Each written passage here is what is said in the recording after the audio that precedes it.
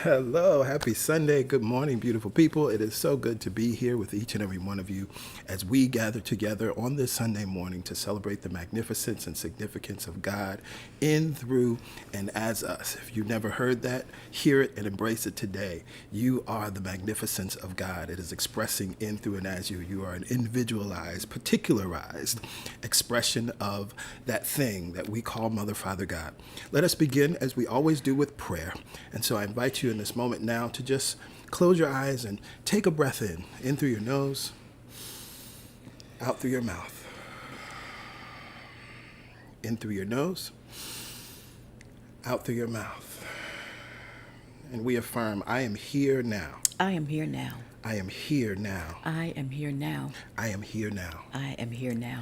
Here and now I remember and recognize that there is only one mind, only one power, only one presence that is working in all, through all, and as all, that is working in us, through us, and as us, that is working in you, through you, and as you.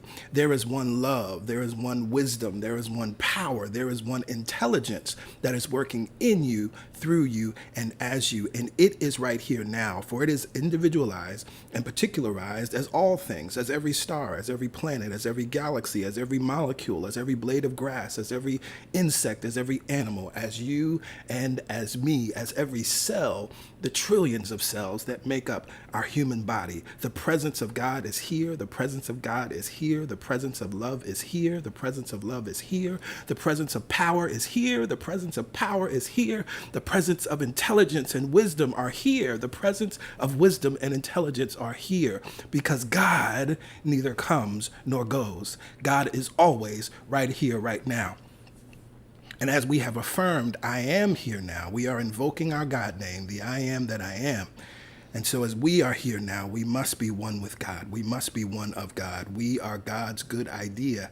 We are divine beings, individualized expressions of the all that is. God is, I am. God is, you are. God is, we are. And so it is out of that awareness that we have great power. It is out of that awareness that our prayer has power. It is out of that awareness that the words we speak have power. It is out of that awareness that the things we think have power. It is out of that awareness that the feeling tone and vibration that we create has power. So here and now we gather together in collective power. Here and now, we gather together in collective knowing. Here and now, we gather together in collective intention. Here and now, we gather together in collective love. And we let this power, we let this knowing, we let this intention, we let this love govern this gathering that is the weekend service. We intend that we will leave here differently than when we came. We intend that we will feel even better as we come to the end of this service. We intend that our family will be healed. We intend that the community, this gathering of folks that have come together, will be healed in mind and in body. We intend and we declare and we expect something good to come forward as a result of our intentional gathering here today. I am so grateful and thankful for each and every soul that is here now. I am so grateful and thankful for each and every soul that is watching or streaming at any point in time. And so we move forward with this day. We move forward in this moment, knowing that God is here now, that God is good and only good, that God is responding to the intention and vibration of this prayer, and it is done. It is done. It is done. From this place of awareness, I release this prayer with gratitude and thanksgiving. And together we say, Amen. Amen. Ashe. Ashe. And so it is. So it is. And so it must be. Yes, yes. Well, hello again. Good morning. Happy Sunday. It is so good to be here with each and every one of you. Good morning, good afternoon, good evening, whatever time you may be finding us. It is so good to be here with each and every one of you for the weekend service. If you are a first-time guest, we are happy that you chose to hang out with us today. And you see, there's information here on your screen, and this information is how you will access your digital connection card, because we would love to stay in touch with you, and we would love to keep you abreast of all of the things that are happening at CSC. And so in order to join our mailing list, you just need to use the number you see on the screen. Text WELCOME to 347-472-1078. You'll receive a link. That link is to the digital connection card. Fill out the information there and submit that information. You'll receive a follow-up text that says you're all set, and at that point you are. You will be on our mailing list, and you'll receive our weekly correspondence that goes out each and every Friday, and any additional correspondence that's needed as we move throughout the days, weeks, months, years. But more importantly, we are so happy that you chose, for whatever reason, if you were invited or you just happened upon this stream today, we're happy that you chose to hang out with us. And we are confident that because you are here, you will receive something that will support you in living an empowered life, an empowered week, that will support you in thriving, that will support you in seeing yourself as God truly sees you. You remain as God created you. You remain worthy. You remain perfect in truth, whole and complete. You are loved beyond measure, and that will never change. Mm-hmm. That's the good news that we teach here at Celebration Spiritual Center, and we're so grateful that you have chosen to hang out in this consciousness and this vibration. So with that said, let us get into the announcements so we can talk about a few things. Again, all of these things are echoed in our weekly email as well. So this is one of the reasons why you want to be on our mailing list, because you'll want to have access to those things via your inbox.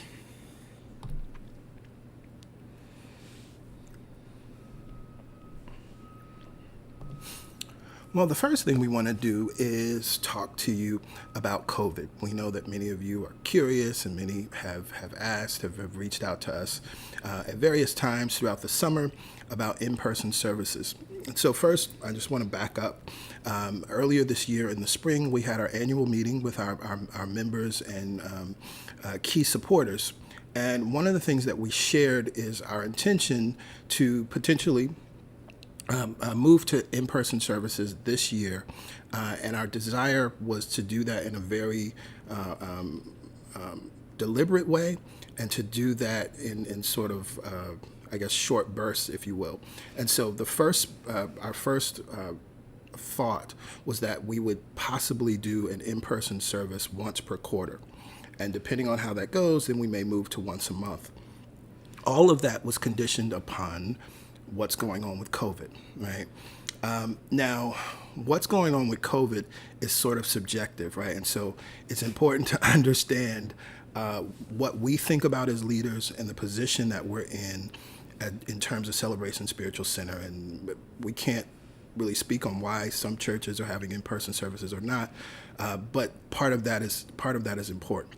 So the first thing I want to say, what we have determined is that we will remain virtual for the remainder of the year. Right? We do not intend or plan to have in-person services this year, right? But we are looking at thinking through what next year will look like.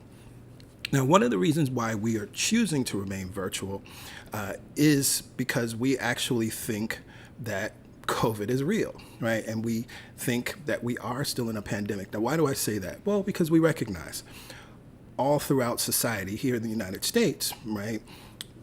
Schools, there are no mask mandates. There's no mask mandates on the subways anymore, ride shares, etc.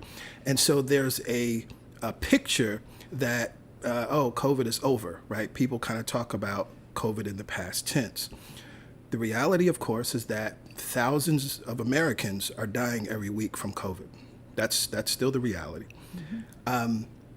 Now, more specifically, as it relates to New York and the 5 boroughs, we are still in a high transmission, high community level transmissions. Right now, case levels are at 9%. That number is important because anything 3% or higher should be a cause for concern, right? That should be the trigger that everybody actually should be wearing masks indoors and taking other precautions, right? So we look at those numbers and we recognize that because there's still high transmission, then there's the high likelihood of getting COVID at service. Which is a large gathering. Right, because our services are indoor public large gatherings, at least 200 people a Sunday. Now, why is that also important to think about? My mind keeps coming back to a biblical story that we read in the Second Testament, inasmuch as you have done to the least of these, you have done to me. And it's important for us as leaders to make decisions that include everyone. We could make a choice based on the healthiest and the strongest people and say, oh, well, we have so many people that, eat well and exercise, and if they get COVID, it probably won't even be that big of a deal, or they might not get it, so let's have service. Well, we also have folks in our community that are immunocompromised. We also have folks in our community that have to take serious precautions because of certain challenges or realities in their life. And as leaders, we have the opportunity to make decisions that include everyone or exclude some people.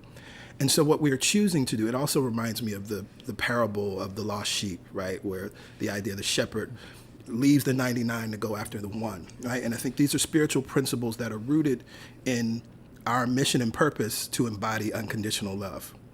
And so we absolutely believe that operating in unconditional love means that we want to ensure that in-person services at CSC are as risk-free as possible. Mm-hmm. And at this moment, we do not feel or think and are not comfortable with that level of risk for the entire population. Yes, that level of risk for many people, it might be minimal, right? But we also know that that level of risk for others is different. Yes. And so, and just as everyone wants to be in person, right? Everyone wants to gather together and have that. And we want everyone to be able to experience that. So to that end, we will remain virtual for the remainder of the year. We are looking at next year is our 10th year. We want to do something amazing for our 10th anniversary, and we definitely want to be in person for our 10th anniversary. And so we're thinking about all of those things. But as we are in the fall, as we're moving into the winter, understanding this airborne virus and how it works, it actually makes the most sense for us to continue to be virtual for now. We also have the privilege economically to do this, right? This is one of the other things. Many churches have moved in person because it's an economic decision. That's the reason that governments have rescinded mandates, right, et cetera, right? Even our president is saying the pandemic is over, right? Those are economic statements and economic decisions. We're not driven by economics, right? And we're grateful that we're in a position to not be driven by those economics. I love that we're not driven by economics. We're driven by love. Mm-hmm. And what would love do? Yeah. It would take care of those people in its care. Mm-hmm. And from before there was a day one and before we knew many of you, we always decided that we would do things from that place of love. Absolutely. Right? And it's important that we remember that. Mm-hmm. We each have our individual decisions to make around this virus, but from a place of leadership, from a place of love, this is the decision that we are making right now. Mm-hmm. And the other loving decision that we made at the beginning of this pandemic was to be here regardless. Was to be here regardless of how we individually felt. Yep. Was to be that beacon and that reminder of truth and love and what is real no matter what. Yep. And so for the past 2 years, we've done that. Mm-hmm. Every Sunday, unless we were closed for a holiday, we have been here for you. Yeah. That was our decision. Mm-hmm. Now, we could have closed and felt our own individual experience, but we decided that we loved you enough to be here every Sunday. Mm-hmm. And that's what we've done. Mm-hmm. And that's what we'll continue to do. And we will continue to monitor the numbers in our local area because it's important. And if you have questions, you can always reach out to us. Mm-hmm.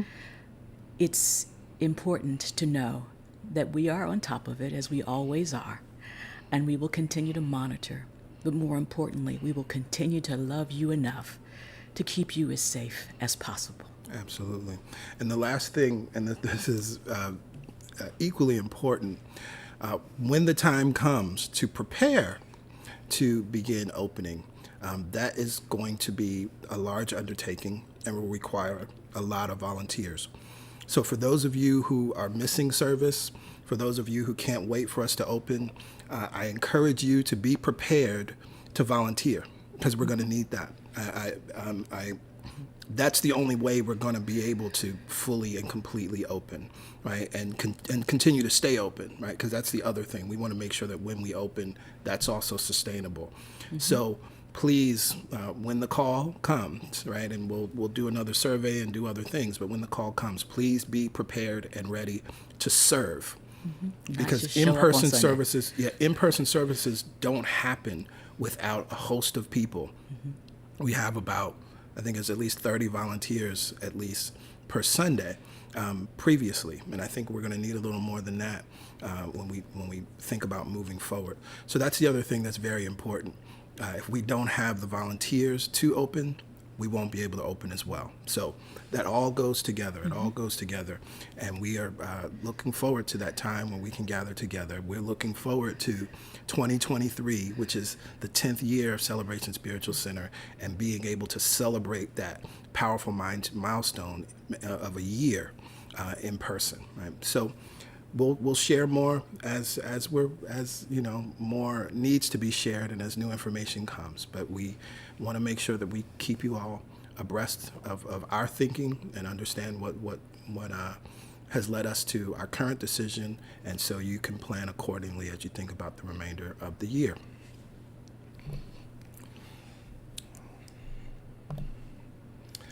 Every Wednesday morning, we gather together for prayer. Come hang out with us at 7 a.m. Eastern Standard Time for the Momentum Prayer Call.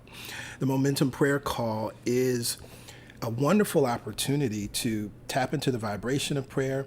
It's also wonderful to support you in setting intention for your day and being intentional about your day.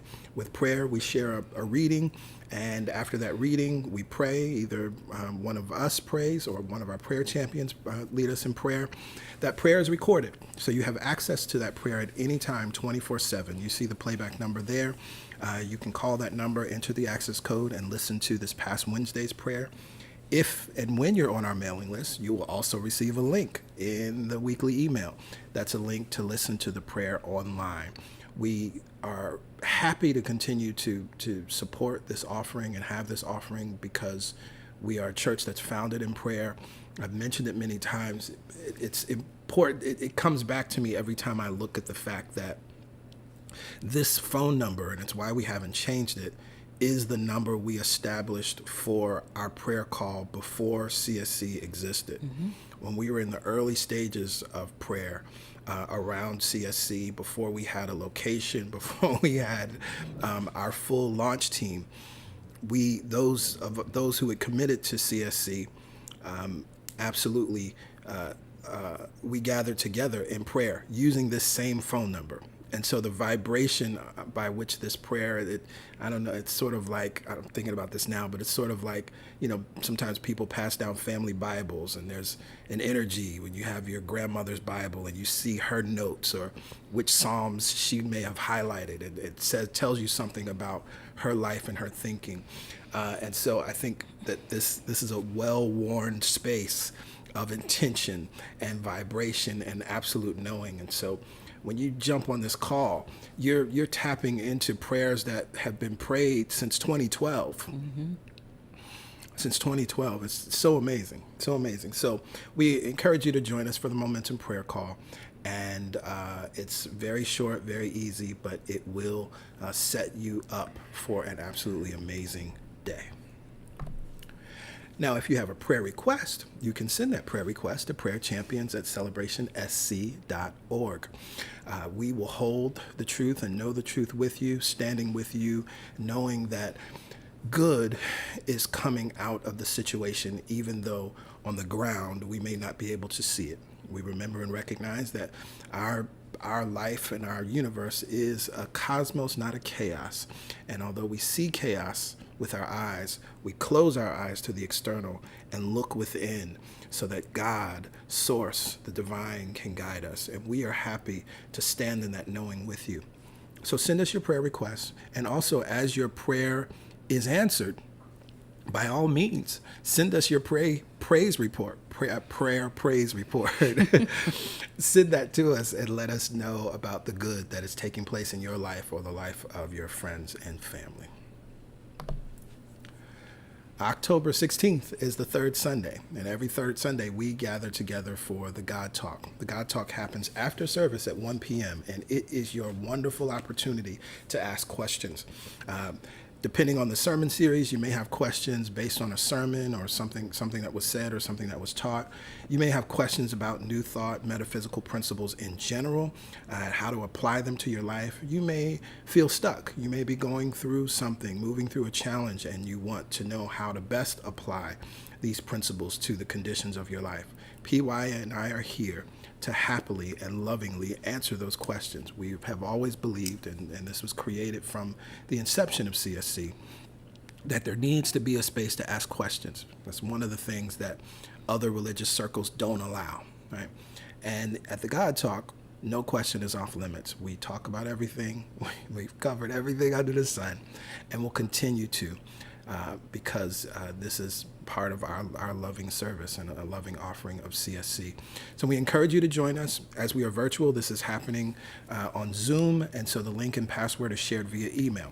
So for those of you who aren't on the mailing list, this is a reason to be on the mailing list. This is the only way that you're going to get that link and password.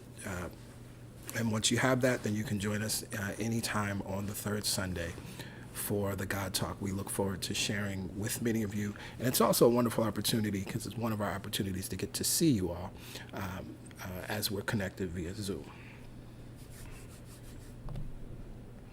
Well, that completes our announcements for today. Now we get to take a breath beautifully and be led in the meditation experience by Pastor Yolanda.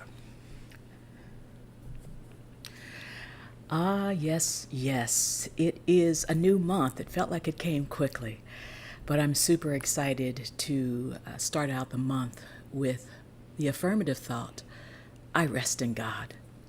It's actually one of my favorite lessons from A Course in Miracles because, interestingly enough, when the external world gets chaotic or when we are so focused on it, we feel separate from God. And many times that sense of separation is what leads us into fear about our lives. We start to react to what we're seeing as opposed to responding from right action. And so it's important to know that we are never separate from God. Not ever separate from God. No matter what is happening out there, there is a knowing, there is a loving presence that we are eternally connected, eternally tethered to. That is God. Whatever name you call God, you could never be separate from that which loves you unconditionally. You could never be separate from the magnificence that you are. You heard PG say that today. We have to realize and give ourselves permission to rest. As the world has opened back up, we might have dropped back into our old way of running to and fro. We might have rushed back out to pursue things that we thought we couldn't have now, or that it was too late and we had to run out and do. But I want you to know that in this time of the year, we are moving into a season of hibernation. We're moving into a season of internal awareness, internal knowing, and rest. And that's what we're going to do this month, is remember what we rest in. We live, move, and have our being in God. And so from that place, we move out in the world. But when we come together at meditation time, it's time to rest in the truth. It's time to rest in the knowing that we are unconditionally loved, held, guided, and led by this loving God. So let's do that. Let's take the opportunity to affirm, I rest in God.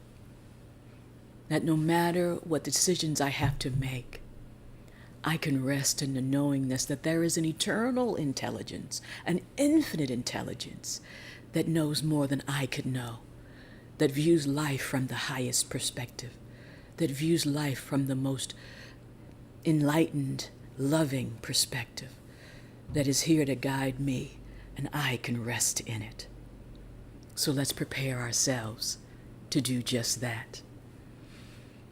Look around the room.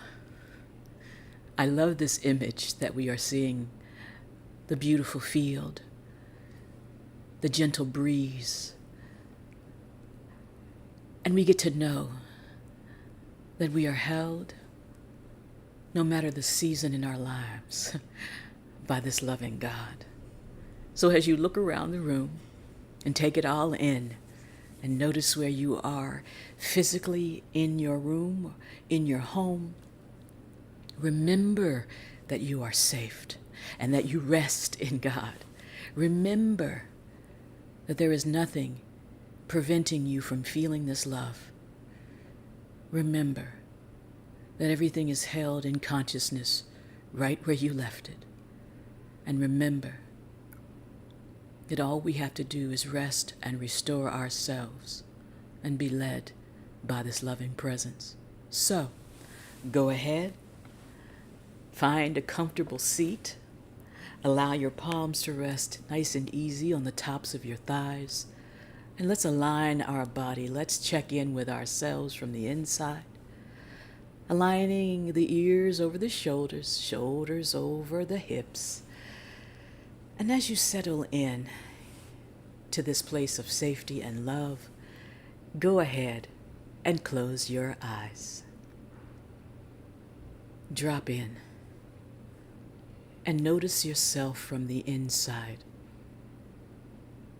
Maybe you notice the breath or the beating of the heart, or even the thoughts that would take you outside of this rest. Welcome them all in. Invite them to rest as well. The eyes can rest, the body can rest, the thoughts can rest, and the soul can realign. Notice the breath for a few rounds and be in gratitude that it is flowing.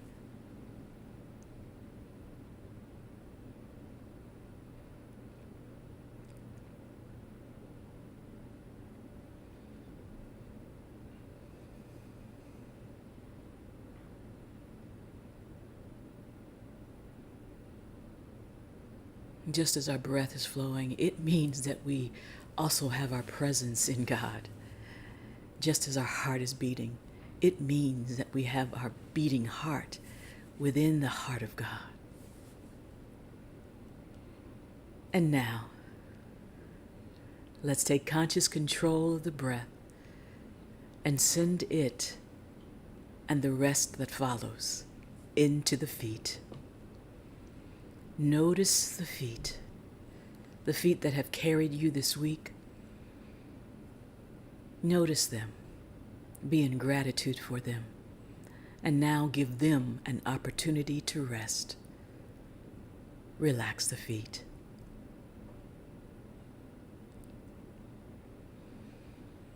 Send that energy up through the soles of the feet, for they give way, and we notice the ankles. Relax the ankles now. Sending that energy across the shins and the calves. Oh, it feels good to know that we rest in God. So let's relax the shins and the calves. Energy flows across the knees. We bend, for we are flexible. We forgive ourselves and set ourselves free. And we can relax the knees and rest.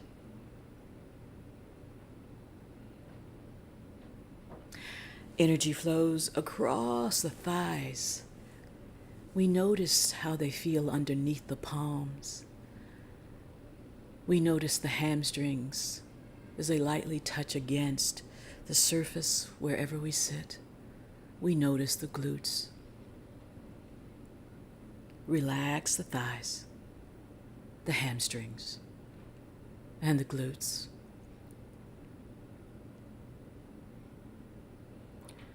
Energy that is now gathered at the base of the spine cannot be stopped, but it can be sent on the loving idea of rest in and up the spine.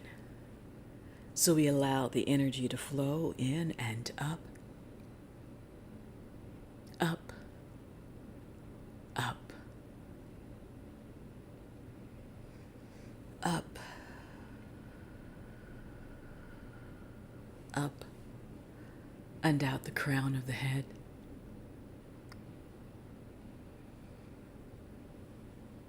In our minds, we see ourselves resting from any task that we feel we must do. And we align ourselves with what is ours to do today. And right now, all we are to do is rest.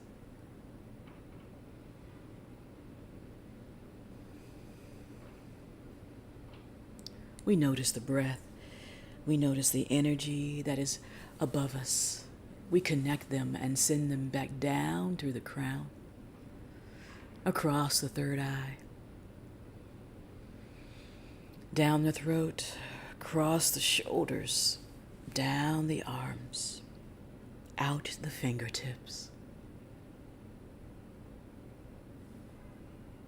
And from this place of noticing, maybe you need more connection. Leave the palms turned down. Maybe you need to receive more. Turn the palms up. But sending that breath throughout the body, let's take a full breath now. In through the low belly and all the way up through the heart. Hold it there. With a nice slow count of 4, release the breath. Open the mouth and exhale.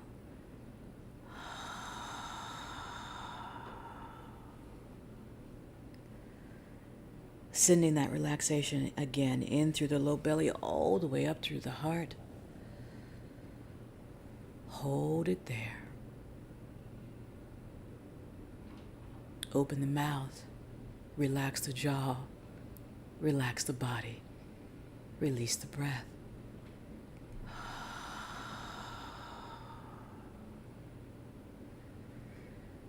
We sink deeper into our rest one more time, inhaling all the way in and up. Hold it at the top.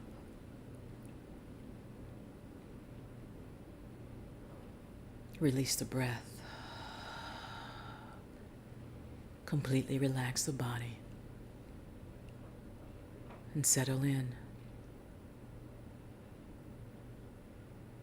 For wherever we have been, God has been there. For wherever we will go, God will be there as well. For where we are in this present moment, God is, and all is well. As we prepare for our silent time, if the mind wanders, it's okay. We bring it back to this loving thought, I rest in God. We take the breath, we release, and we rest. There's nothing wrong with thought. We just get the opportunity to decide what that thought is. Bring it back. Remember, you are eternally connected. As I monitor the time, you take the inward journey. From this place of knowing, we rest. From this place of love and connection, we rest. Let us remember we rest in God now.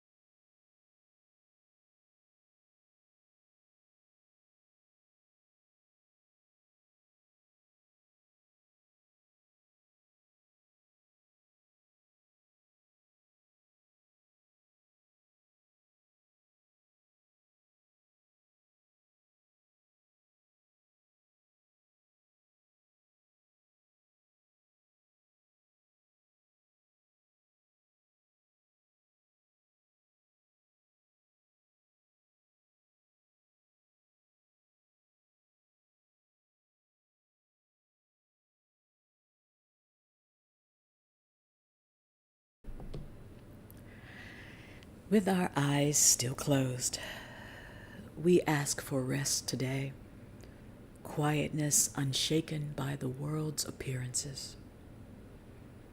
With our eyes still closed, we ask for peace and stillness in the midst of all that seems to be tumultuous in our lives.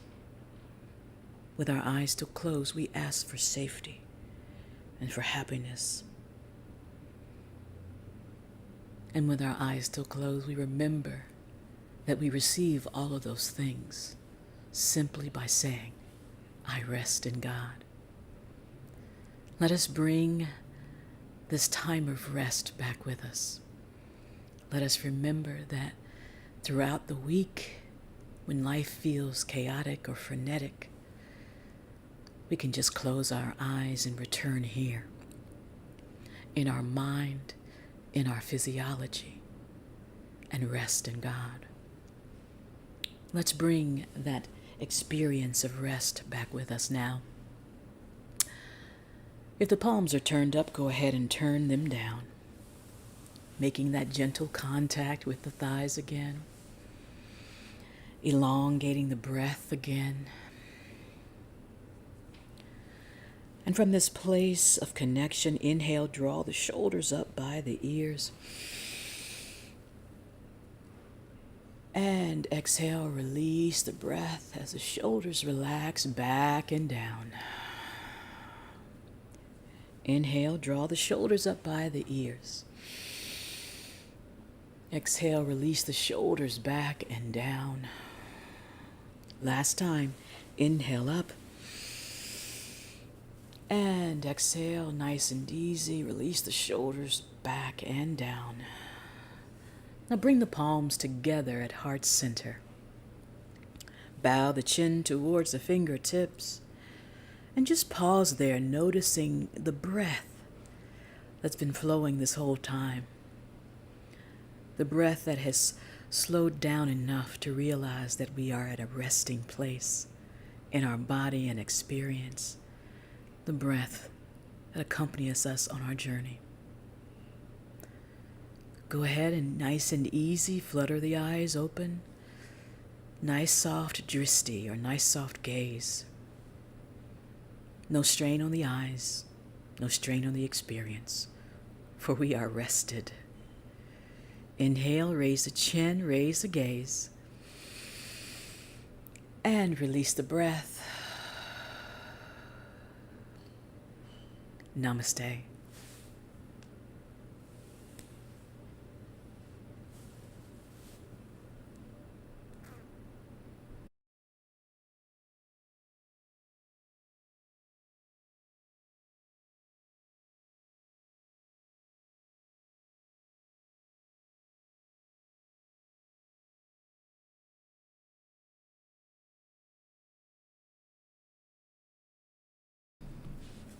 Yes, yes, yes.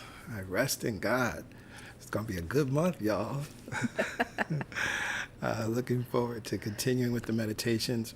I also love to remind y'all that you can come back to this video at any time. It's probably most easiest on YouTube because we actually break out the chapters, so you can just click on the chapter to get to the meditation experience, and you can use this. You can have Pastor Yolanda with you every day, all day, right? Leading you in meditation and guiding you in doing something that's very critical, taking the time to rest and tapping into the vibration, as we talked about last month, and as PY just spoke to. This is the season moving into hibernation. This is actually the time that we should be slowing down. Capitalism doesn't allow us to do that. This is the time we should be slowing down, and so we can still tap into that vibration, and so spiritually, and so that's what we're doing. Thank you, PY. You're welcome. Yes, yes. So it is a new month. It is October. We did not plan this orange, but orange is good for October, right? And as it is a new month, we have a new series, The Metaphysics of Money. Remember, I shared sometime in the spring, because it was, I don't know, April or May when I started thinking about this series, that we would probably be doing this series at some point. And I think it's a good time to do this series. I shout out to Centers for Spiritual Living, because Centers for Spiritual Living is also doing a money series this month, which is really cool. So everybody's aligned. But I think it's important, particularly because we've had the money conversations and issues as it relates to the pandemic. And then we're hearing talk of inflation, and we're hearing talk of recessions, and interest rates are rising. And then on one hand, student loans are being forgiven. Then we're hearing that housing, maybe the bubble is going to burst, and the housing market is slowing down. And there's all these conversations around money right now and finances, and people are feeling different things and thinking different things. And so right now is a really important time to tap into the metaphysics of money. I don't want to say too much more because I don't want to reveal some of what we're going to talk about in the sermon, as I'll share more about what to expect with this series. But I do think it has the potential to transform your thinking about money. And by transforming your thinking about money, you then transform your experience with money. So let's hear from Soul 21, who's going to give us a little bop. And then I will see you on the other side with today's sermon. What is your money story? And we're going to take this time to now recognize and remember that our word has power. Yes, yes? Yes. As we speak it, so it be. Yeah. And so this song simply says, my word is working for me. Just imagine the words that you speak like an army that goes out on your behalf, bringing back all the good that you speak. So we're going to affirm this truth and remember that our word is working for us, and then we're going to speak a word. I am attracting to me joy and prosperity. Goodness is rushing to me. I have the victory. Healing all over me. Peace in my family. Goodness is rushing to me. I have the victory. That sounds like a pretty good prayer, right? We're going to affirm this truth as one family today.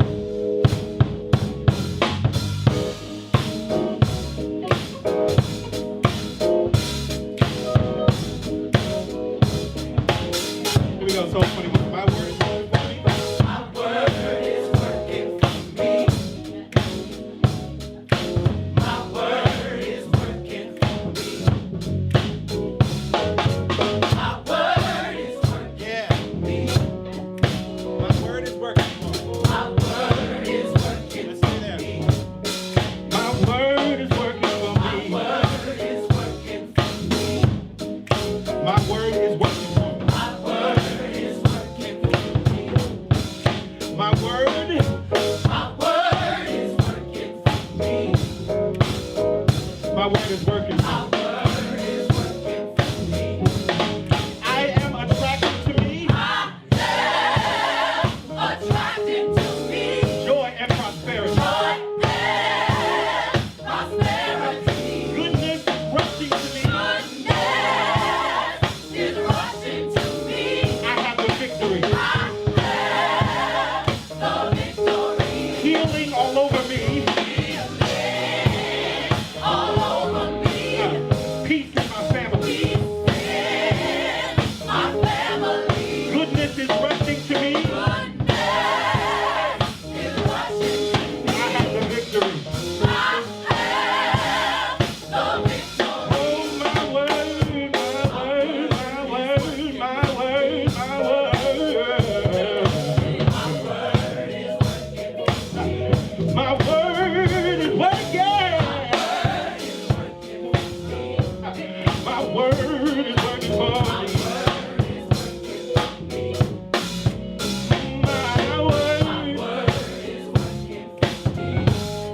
The words that you're speaking over your life and see it, visualize it, going out and bringing back your good. My word is working for me.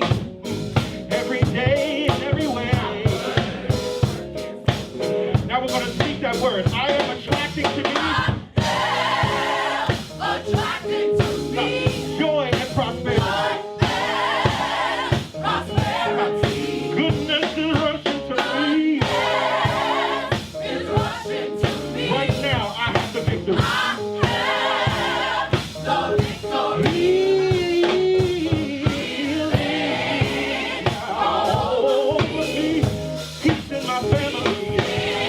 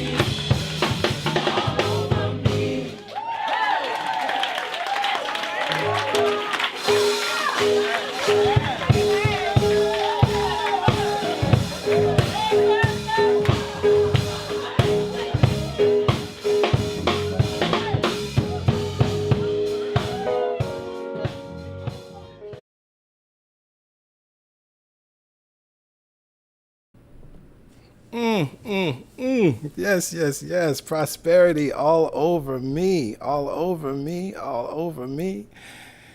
Peace in my family. Goodness is rushing to me. I have the victory. I love that psalm because it's such a powerful prayer. As you just take that and affirm that, and you're speaking that over your life, and speaking that over your family, and speaking that over your situations, and speaking that over your conditions, your word is working for you. Thank you, Soul 21, for that powerful vibration. Thank you, Soul 21 Band, for that powerful vibration. Hello, good morning, good afternoon, good evening. It is so very good to be here with each and every one of you, and I'm excited because, as I said earlier, it's a new month, new series, The Metaphysics of Money. And so let's dig right in with today's message.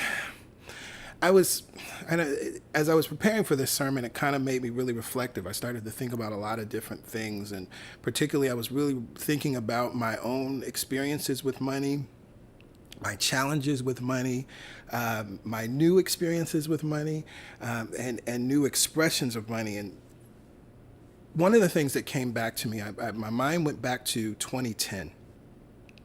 And back then in 2010, I found myself in a philosophical, theological, and intellectual crossroads.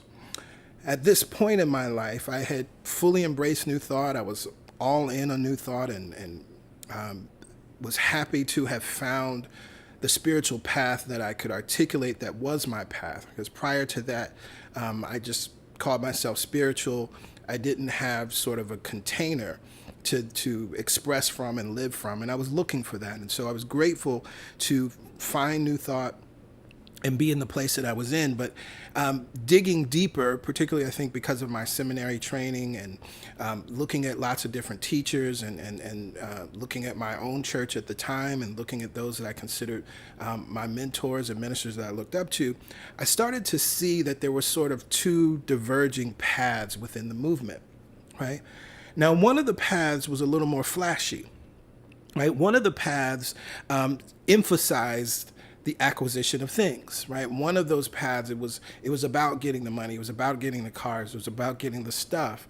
And I'm reminded it's sort of like, but it was also pretty extreme.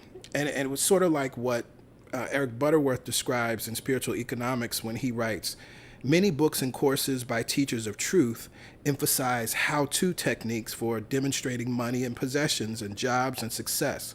The constant theme is get, get, get. Just hold the right thought and you can get anything you want.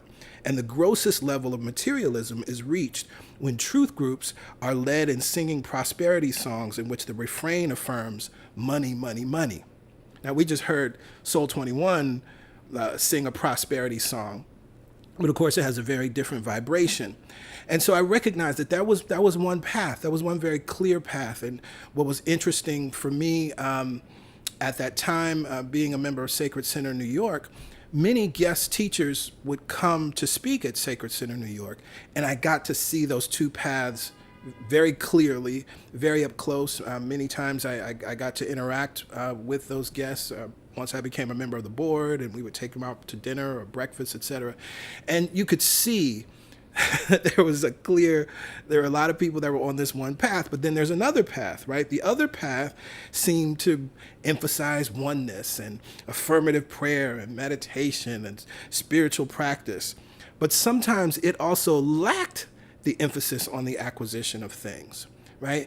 And so while I definitely didn't feel comfortable with the overemphasis, I also didn't feel comfortable with the underemphasis. And at the time I was troubled because I thought I had to make a choice, particularly as I was considering and thinking about what my ministry was going to look like going forward within New Thought. I'm like, well, I got to choose a path, and I don't know which path to choose within the movement. I thought my choice was binary. I thought I had to choose one or the other, and that's what was troubling me. That's what had me vexed. That's what had me at this philosophical, intellectual, and theological crossroad. But what I discovered was that I could embrace the best of each path. What I discovered is that I didn't have to choose one or the other. What I ultimately came to was more of a Buddhist approach of the middle way. embracing both paths. And in a Buddhist approach and also a Hindu approach, when you consider the middle way, there's this wonderful monastery that has in the entrance to the temple. Joseph Campbell talks about this. There's three masks. There's a mask in the center, and there's one on the left and one on the right. And the spiritual path is the opportunity to live in the middle, not looking to the left, which is one extreme, or looking to the right, which is the other extreme. But when you're in the middle, you're actually embracing the two. And if you veer to the right or to the left, you create an imbalance either way. The middle way creates the balance. And so as you hear me even describe these two paths, you're probably thinking about CSC, and you can see how PY and I created CSC from that vantage point, right, of embracing rather than shunning either side, but recognizing, yes, we talk about visioning and affirmative prayer and all of those things. We're also doing a whole series on money, right? And we also support folks in recognizing and understanding that having is your birthright, but we do not overemphasize one or the other. So this month, as we focus on the metaphysics of money, it's important to note a few things. This series is not designed to make you rich or wealthy. This series is not designed to teach you how to use and circulate your money. This series is not designed to provide money management skills or tools. There are wonderful, powerful people that do that well. Shout out to those in our community who are doing that at profound levels. This series will not advise you on how or where to save or invest your money. Now, as a result of this series, you may increase your income. As a result of this series, you may attract more funds. You may have a profound, prosperous experience with money. But again, it is not designed to make you rich or wealthy. I'm not going to teach you schemes or steps to attract money. And so this actually takes me to the first point of the sermon, that this sermon and this series ain't really about money. Yes, that's literally in my notes. Point one, this ain't really about money. I wish we were all in person. Turn to your neighbor and say, this ain't really about money. Look at the person on your other side and say, this ain't really about money. Now, why do I say that? Well, it's actually hidden in plain sight in the title of the sermon, The Metaphysics of Money. Metaphysics deals with that which is behind, beyond, and before what is physical. That's meta, right? Meta is behind, beyond, or before what is physical. We also understand that every physical thing was first a non-physical idea, thought, desire, or belief. I want to say that again. This is very important, right? Metaphysics deals with that which is behind, beyond, or before what is physical. And so we understand then that every physical thing was first a non-physical thought, idea, desire, or belief. This couch that I am sitting on existed in the non-physical as an idea or set of ideas in several minds before it became the physical couch. And even for the couch to exist, for the couch to exist in this apartment, there were thoughts and ideas and beliefs and desires that had to happen in order to get it into this apartment, right? And we could even break down all the components. When you think about the fabric, right? The creator of the couch isn't necessarily the creator of the fabric. The wood underneath the cushions and the fabric, right? Who planted those trees? Who harvested that wood, right? You could just think about all of these different elements, how much thought had to happen. Not just activity and work, but thought had to happen in order for this physical thing to come into being and then to actually be here so I could sit on it. Money, just like all other things in our physical environment, is the byproduct of thought. Money is a demonstration and a manifestation of thought and belief. I almost titled this sermon. I was thinking about the song "Money Ain't a Thing" by Jay-Z and Jermaine Dupri. I almost titled this sermon "Money Ain't a Thing" for this reason, because one of the keys to understanding the metaphysics of money is to stop thinking of money as a thing. Money is a direct demonstration and manifestation of thought and belief. And thought is what? Non-physical. Thought is beyond our five senses. We cannot see it, we cannot taste it, we cannot touch it or smell it, but it is. Look at your neighbor and say, money ain't a thing. And here's the thing, like, well, why do I say this, right? This is so incredibly important because I know, right, money is tangible and we use it.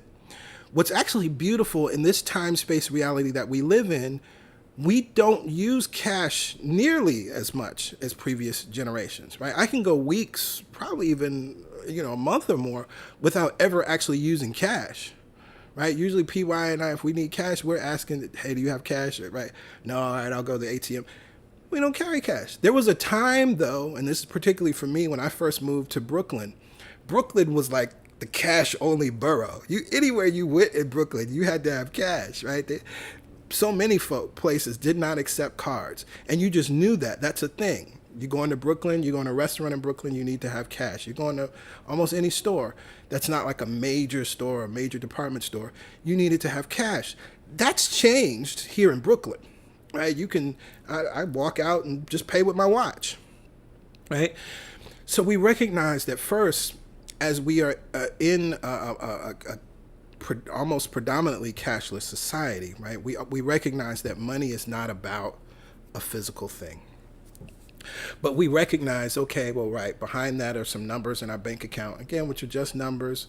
Most of us aren't holding all the cash that we possess, all the money that we possess, right? I wouldn't be able to hold it in my hand, right? I wouldn't be able to hold all of my cash and all of my savings and all of my investments and all of my money in my 401k. Like, I couldn't hold that with my hands right now, right?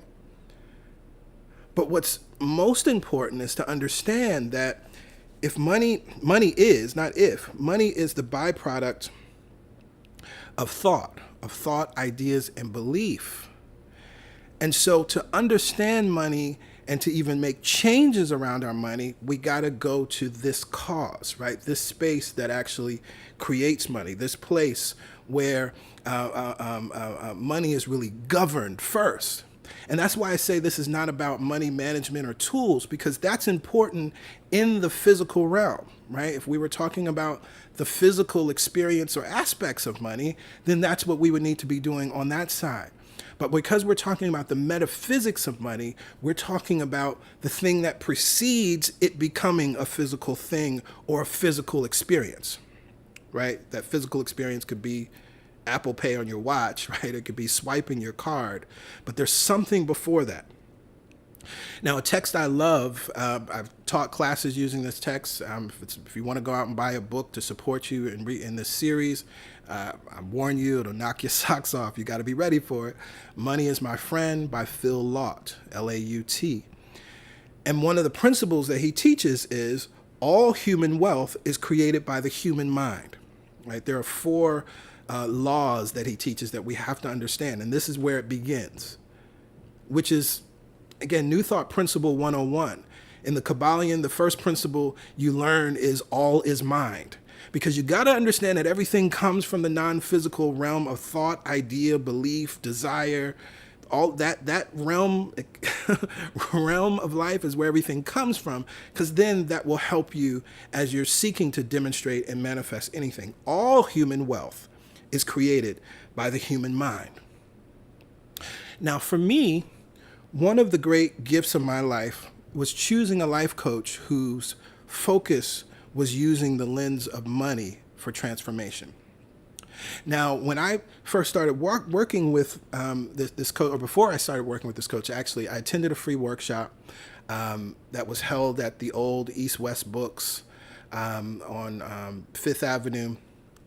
And it was, about money. And that's what I really was seeking, right? At the time, I thought if maybe I had someone to, I thought at the time I had a money management problem, right? I thought I had a spending problem, right? I had a good job, was making good money, but I didn't feel prosperous, I didn't feel wealthy, and I didn't feel like I had enough. And so I surmised, I read a bunch of books and, tried to holler at Susie Orman and other people, right? And I just felt like I had a money management problem and a spending problem. And so I thought, if maybe I had someone to support me, maybe support me in being accountable, I could change my habits and become the more responsible adult that in my eyes I wasn't, that this would help me. But what I learned, however, is that my experience with money, both my good experiences and my unwanted, or what we might call bad experiences with money, had much more to do with the content of my mind, my spiritual worldview, the shame I was holding, the unforgiveness I was holding on to, and the stories that I had accepted to be true. What did we say earlier? Money is a demonstration and manifestation of thought and belief. It is a direct byproduct of what we are thinking, believing, accepting, desiring, consciously or unconsciously.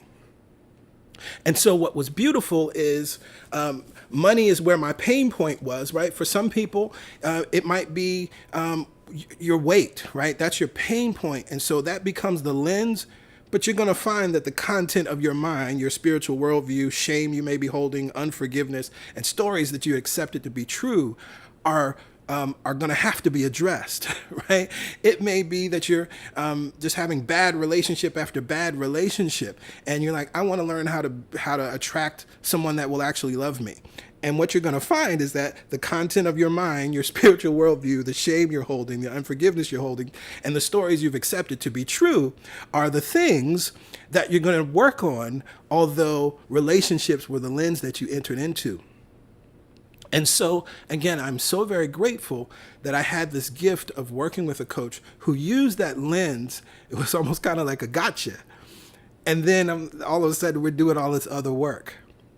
What were the results? Of course, the results were powerful, right? I did increase my income. The results were powerful. I created a new business. I created new streams of income. All of these wonderful things happened, yes.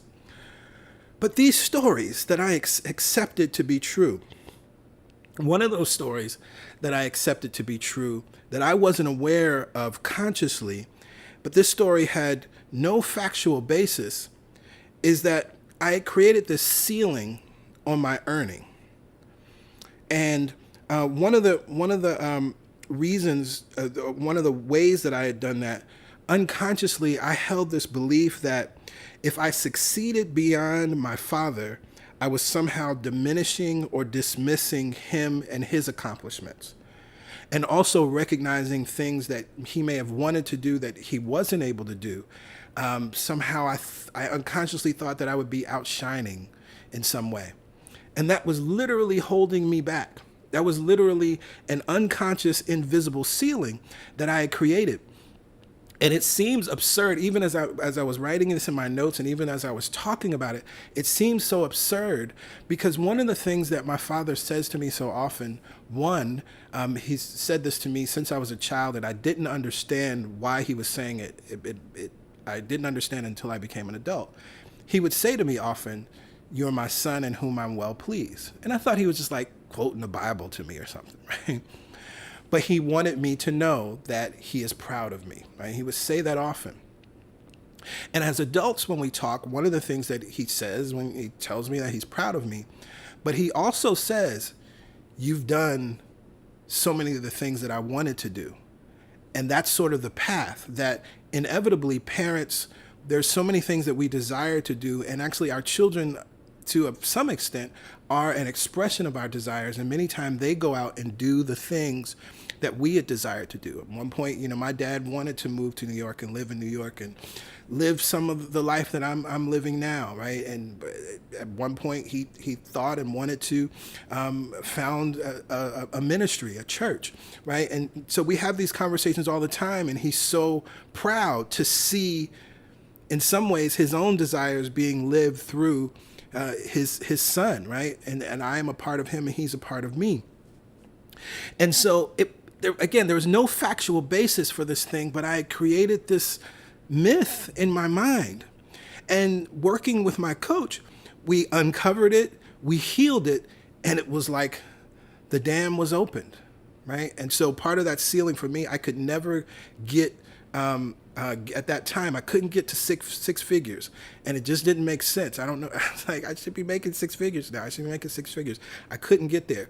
It was healing that story is what broke the dam, right? And helped me cross over that line. Another unconscious pattern that I had was what I call feast or famine, right? My dad being an entrepreneur, when business was going well, things were going really well. You felt the vibration in the house, and you know how we were living and how things were flowing. Everything felt good. But when business wasn't good, or when health affected his ability to work, things were different, right? And unconsciously, I had been conditioned by this pattern. Unconsciously, I recreated that in my own life because of this unconscious conditioning. And so what I was finding in my own life, I was creating this feast or famine. I was creating this, oh, it's really good, it's really good. And it would be good for months, be good sometimes for a year or more. And then it was like, yeah, you gotta tamper that good down, right? And then crisis, problem, challenge, oh Lord moments would start to show up. And so I got to heal that story. I got to heal that. And once it was revealed, then I could heal it, recognizing that it had no basis in how life actually works. Yes, there's an ebb and flow of life. And so I had to learn how to acclimate to the ebb and flow. I love how Raymond Charles Barker writes about that in Money is God in Action, that as someone who has money, if you're wealthy, rich, however you want to name yourself, one of the things is you must be comfortable with ebbs and flows, right?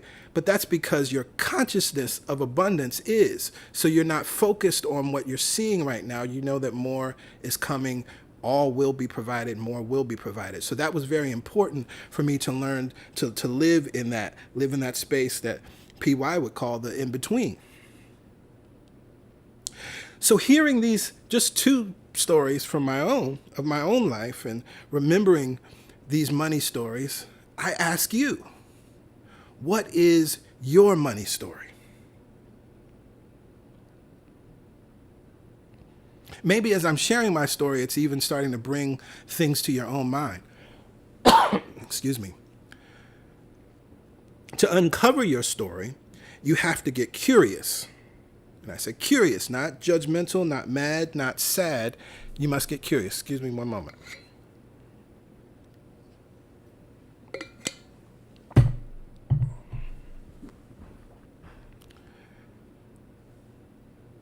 Because we can I'm going to give you an exercise, and we could take exercises and begin to be judgmental, right? And we could be, mad at ourselves and shame ourselves, and or just get really sad. Oh no, if my life had been different, if I had been born in a different family and I have a different story. Newsflash, no. Like, everybody has these money stories.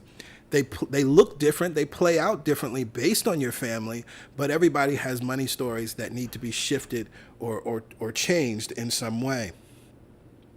So take some time this week. If you want to be intentional, take some time this week and think back to your childhood. What facts did you learn about money? And I use facts in quotes because, again, I had what I thought were facts, but they weren't truths. Specifically, this is important, what did you learn indirectly through observation? I think this is interesting because as children, we're not involved in paying the bills, right? You're not, you don't know necessarily how much money your parents have in their account or what each bill is, right? And so indirectly, you're observing things, right? Indirectly, you're feeling when it feels like there's abundance or when it doesn't feel like abundance. Indirectly, if you ask for something, or, there was that pair of shoes you wanted, or those pair of jeans you wanted, or that jacket that you wanted and you couldn't afford, or you had to wait to get it, or you had to get the off-brand version, right? Whatever it may be, right? Those are ways that we indirectly, through observation, we're starting to develop money stories. Here's a good one. What money phrases do you remember hearing growing up? Of course, we have that money doesn't grow on trees, right? But did you hear those things during your childhood? And then another question, what about your first job? What was your first job? And what do you remember about earning money for the very first time, right? And what were you taught even from that beginning stage of how to use your money, how to circulate your money, how to save it or invest it or not? All very, very, very good questions. Now, I have another exercise that you can use to reveal your money story that's inspired by the book Money is My Friend. You take a very simple affirmation, and hope you're taking notes. Take the simple affirmation, I deserve to be prosperous and wealthy. Write that down. I deserve to be prosperous and wealthy. And so the first step of this exercise is to affirm that affirmation 5 times out loud. I deserve to be prosperous and wealthy.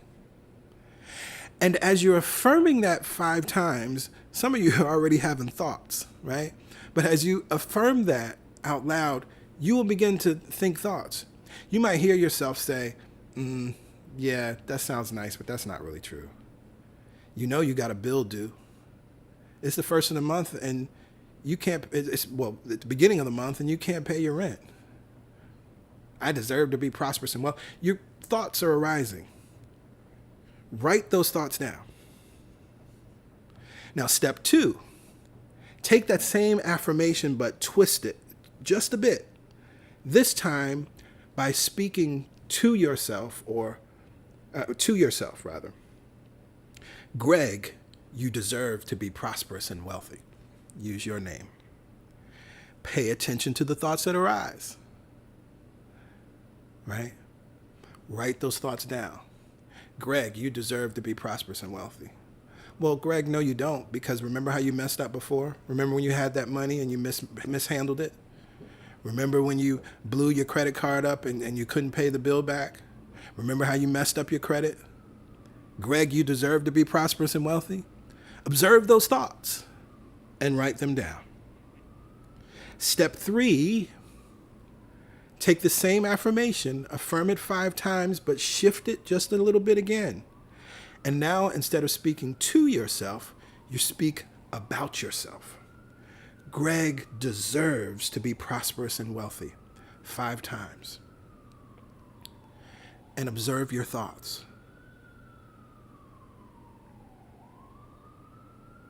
I'm not really worthy of that. Prosperous and wealthy. Well, people that look like me don't do that. People that come from where I come from aren't prosperous and wealthy. Well, I'm not special enough. I'm not attractive enough. I'm not tall enough. I'm not athletic enough to be prosperous and wealthy. Well, people that are prosperous and wealthy, they're just in another space. I'm not in that. I'm not in that space. I'm not one of those people.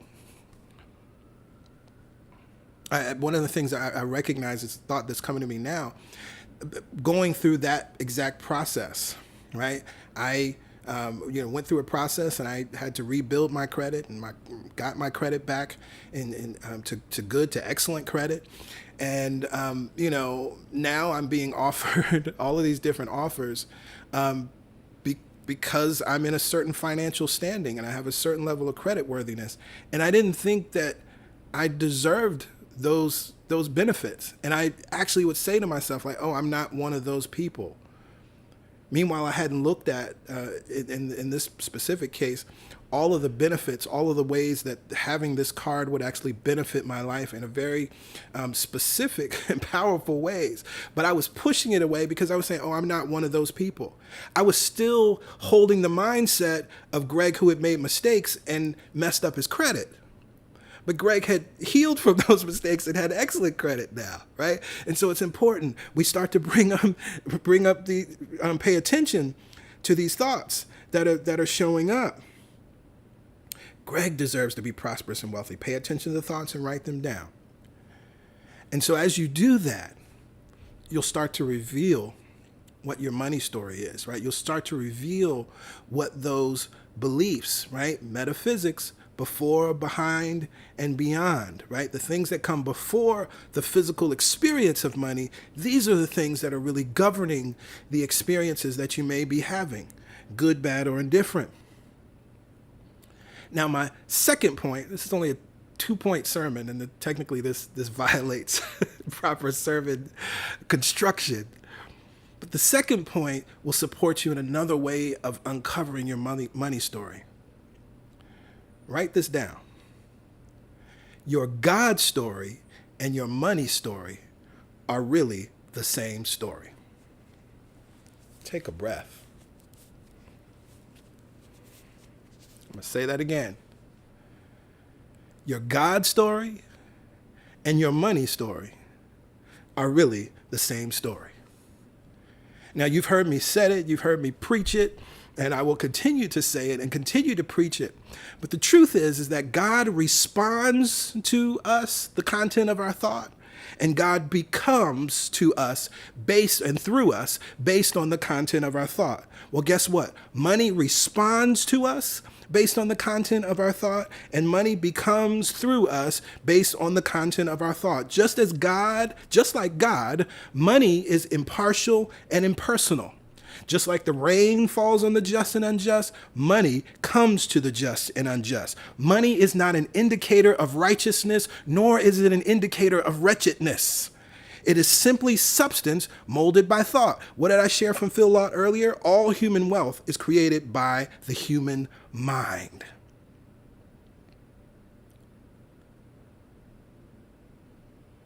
So another way to determine your money story is to examine your God story or your concept of who and what God is. Because your concept of who and what God is will show up in how money is playing out in, through, and as your life. So often I hear teachers anthropomorphize money, likening it to a woman. And I find this incredibly problematic. It's just as problematic as those who anthropomorphize God as a male, right? As a human man, and then give God those characteristics. God is angry, God is jealous, God is vengeful, right? We understand why that's problematic. Well, also it's problematic to anthropomorphize money as a human, and specifically when it's anthropomorphized as a woman, as many teachers do. There's all this talk about wooing money, like one might woo a woman. But when you take patriarchy, grooming, and rape culture into consideration, this whole line of thinking is dangerous, and it feeds into the win at all cost mindset that we see happening throughout the world. And this is then why it leads to the negative associations with money, because those that we often see embracing this win at all costs type of thinking treat humans like an object, just as they do their pursuit of money.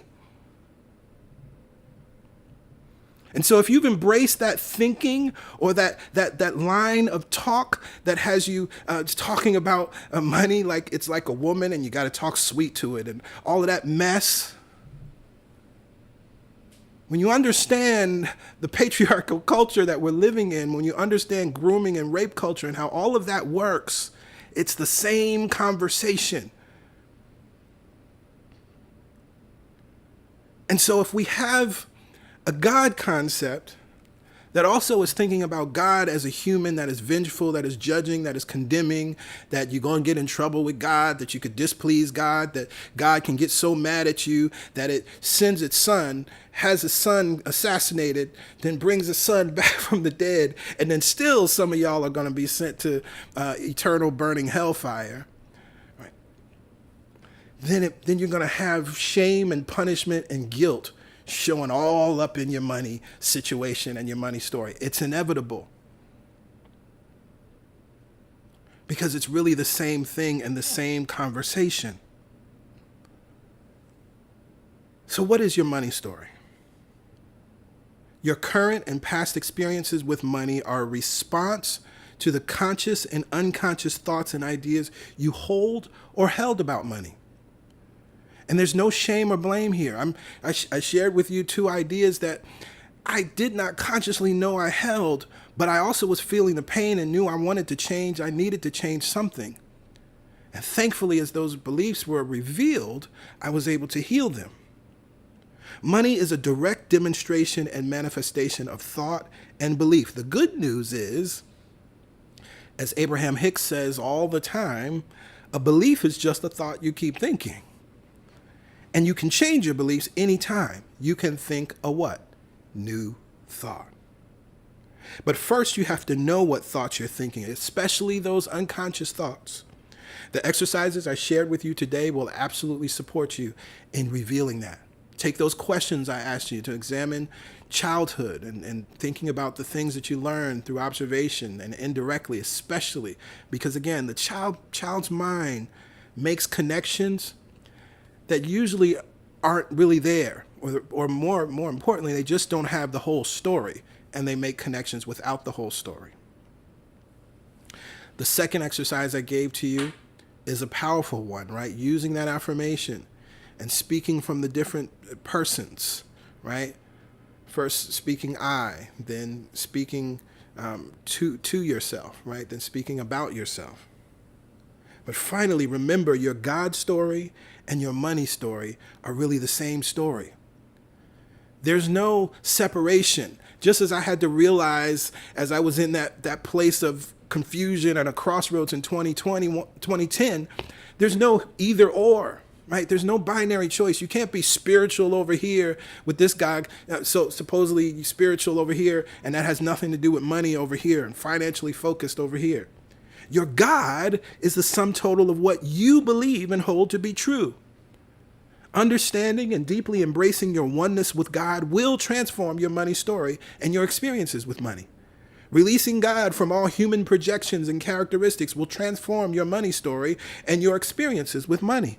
Knowing that God is impartial, impersonal, and does not condemn will transform your money story and your experiences with money. Knowing that God responds to you and becomes to you based on what you think, both consciously and unconsciously, based on the content of your mind, will transform your money story. I am so grateful and thankful for this series.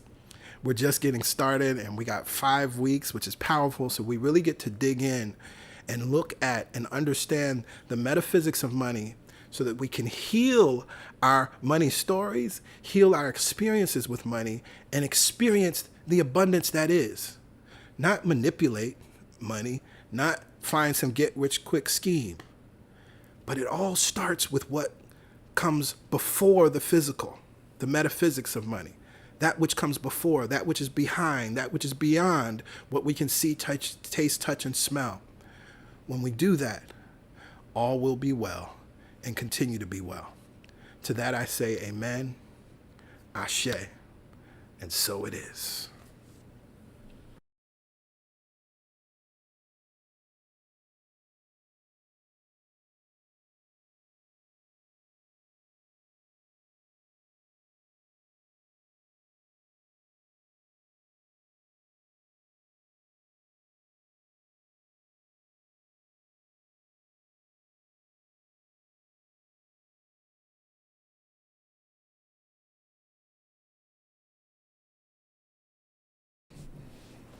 Ah, yes, yes. I saw some of you commenting that you love it here. Guess what? I love it here too.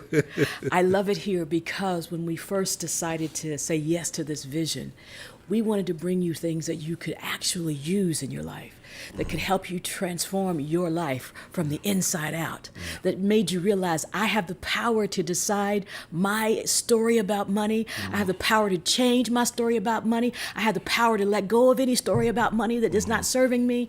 This is important because you can be out there in the world trying to get all you can get. But if in the back of your mind and your subconscious mind are all these stories of not having, of not being worthy, of not knowing how to manage money. That was one of my stories, by the way. Not knowing how to manage it or giving it away because other people needed it more than me. Talk about it. And they were connected, right? Right. Because I didn't think I was worthy of having the success and the money. I saw other people out there who came to me telling me their story of why their life wasn't, and I would give it away. Or I would feel bad that it was coming so easy to me that I would go out and mismanage it by giving it away. Yep. You can't live that way. That's not the story that you want to have around money, by the way. That story sent me into bankruptcy, by the way. I was bankrupt in my understanding of my worth and value. I was bankrupt physically, metaphysically, in every way possible. Teach. Because I hadn't realized, I had this story back there that was running the show. No matter how much I acquired, I unconsciously couldn't keep it. Now that story is true about money. What are you holding? What is your story? I'm no longer judging myself for the story I held. Right. I know that that's what it was. And I have so much love and compassion, and I can see how it played out. That child who always wanted to be loved, who always wanted to make sure that she did what was right so that she wouldn't be sent away or given away, would give away her money. Right. Think about your story. Yeah. Think about all the ways in which it's played out in your life. Not to harp on it, but to realize and give yourself so much compassion for the ways in which it played out. Yeah. To understand, oh, sweetheart, which is what I say to little Yolanda, oh, sweetie, you didn't know what you didn't know. Right. You thought you were operating in a way that would keep you safe and loved and protected, that others would love you and protect you and keep you safe, but it didn't. No. And thank God it didn't, because that story would have kept perpetuating itself, even to this day. Yeah. Whatever your story is, own it, love yourself, forgive yourself, and release yourself from it. Absolutely. Thank you, PG. Thank you. Thank you. Well, as you see on your screen at this moment, it is time for giving, and it's very easy to give to CST. You can go to our website, celbrationsc.org/give, or you can text your dollar amount to 347-744-9500. There's a $10 minimum for text to give. But what's most important? Give what feels good, right? We're talking about the metaphysics of money. The feeling tone has to come before the giving. Right? And whatever the feeling tone is what's really informing the giving. And that's really what you're giving, right? So if you're in shame giving $1,000, you're actually giving shame, right? In guilt, you're actually giving guilt, right? And not that you're giving that to CSC, but that is then what you're sending out into the world, and it's coming to you, right? This universal boomerang.